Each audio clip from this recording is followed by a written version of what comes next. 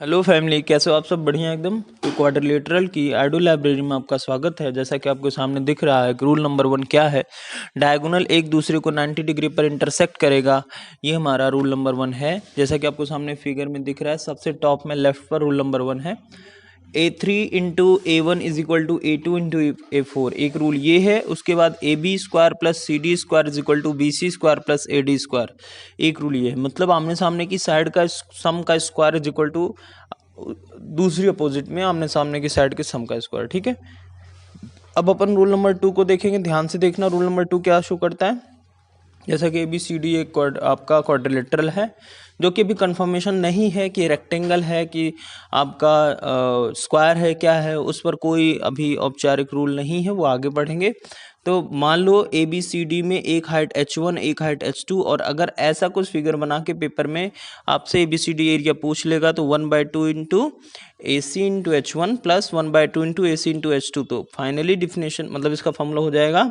एक काम करना, जो ये आपका ये AC है, AC मतलब डायगोनल है इस ABCD क्वाड्रिलेटरल का, वो upon 2 into H1 plus H2। ठीक है, अब रूल नंबर 3 उसी के जस्ट नीचे क्या है कि आउटर में अगर छोटा सा एंगल हो तो इनर के तीनों एंगल का सम कर दो, मतलब A is equal to B plus C plus D। Finally rule number 4 पर अब हम मूव करें तो जैसा कि आपको क्वाड्रिलेटरल सामने दिख रहा है कि अगर ABCD एक क्वाड्रिलेटरल है, उसमें एंगल O है, तो अगर हम बोलें कि एंगल B बाइसेक्टर BO है और CO एंगल C का बाइसेक्टर है, तो याद रखना एंगल O का जो एंगल होगा वो उसके अपोजिट में जो A और D है उन दोनों को ऐड करो और अपॉन 2 कर दो, तो वो एंगल इनका एंगल हो जाएगा। ठीक है, अब चलते हैं हम लोग रूल नंबर 5 पर। ABCD तीन हमारी इस क्वाड्रिलेटरल के पॉइंट्स हैं। उसके अंदर अगर हम ऐसे PQRS बना दें तो याद रखना ये जो PQRS होगा ये हाफ जगह घेर लेगा, किसका? ABCD का।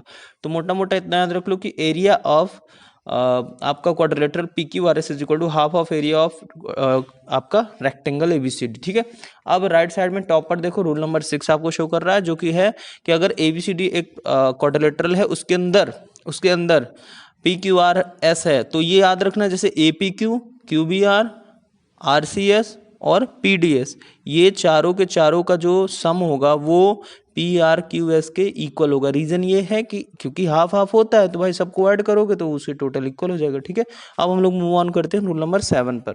तो भाई अब हम लोग रूल नंबर 7 पर मूव ऑन किए हैं। जैसा कि आपको फिगर में राइट साइड में सेकंड वाला ABCD एक आपका क्वाड्रिलेटरल है, जिसमें अगर वही जो अभी मैंने शुरू में ही बता दिया था कि AOB A1 area carry out करता है, BOC A4, COD A3 और DOA A2, तो A1 into A3 is equal to A2 into A4। ठीक है, अब रूल नंबर 8 को कैरी आउट करते हैं। ध्यान से देखना, अगर एक ट्रायंगल है जिसका दो साइड के बीच में एक एंगल दिया है, तो अगर एक साइड A है दूसरी साइड B है और एक एंगल दिया हो थीटा, तो एरिया का जो फॉर्मूला होता है half into AB sine theta.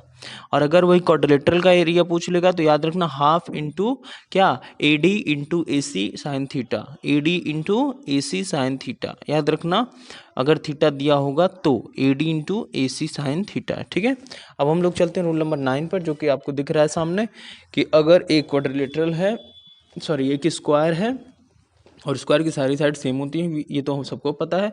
तो अगर इनमें हमसे कहा जाए कि पेरीमीटर क्या होता है, तो 4 है, एरिया क्या होता है साइड का स्क्वायर, और इसका डायगोनल क्या होगा √2 है। ठीक है, अब सेकंड पॉइंट इसी का देख लो, अगर इसी स्क्वायर के अंदर AB का मिड पॉइंट P, BC का मिड पॉइंट Q और CD का मिड पॉइंट R और AD का मिड पॉइंट S, इन सबको मिला देंगे तो याद रखना अगर एक स्क्वायर के अंदर ये सब मिला देंगे तो उसका एरिया का हाफ, जैसा कि हमने क्वाड्रेटर में पढ़ा था वही सेम चीज़ यहाँ भी अप्लाई हो रही है, कोई अलग चेंज नहीं है। पॉइंट नंबर 3 पर मूव ऑन करते हैं।